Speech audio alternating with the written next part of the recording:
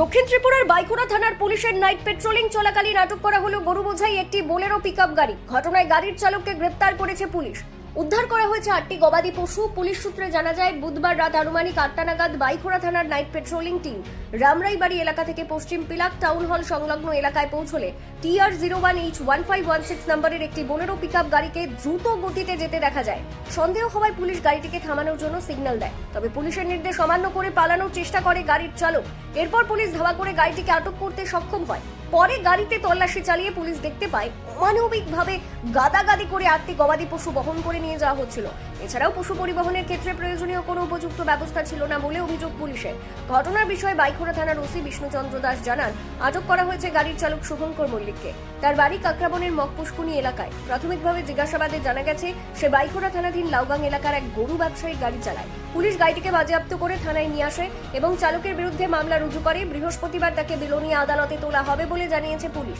গরুর মালিক সম্পর্কে জানতে চাইলে সংবাদ মাধ্যমকে ওসি স্পষ্ট জানিয়ে দেন, তদন্ত চলে এই মুহূর্তে বিস্তারিত কিছু বলা সম্ভব নয়। ফলে পুরো ঘটনাকে ঘিরে এলাকায় তৈরি হয়েছে নানা জল্পনা।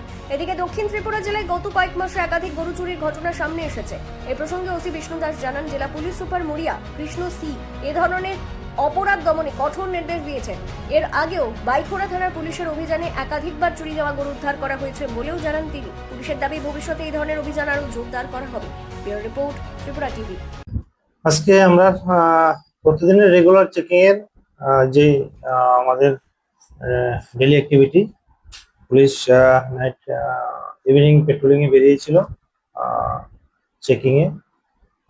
তখন রামরাইবাড়ির দিক থেকে আমাদের ভেহিকেলটা, আমাদের মোবাইল ভেহিকেলটা জুলেবাড়ির দিকে আসছিল। পশ্চিম পিলাক আমাদের যে কমিউনিটি হলটার পাশাপাশি আসার পরে একটা বোলেরো করে দেখতে পাই, যার নাম্বার TR03H1516। গাড়িটা মডিফাইড গাড়ি ছিল।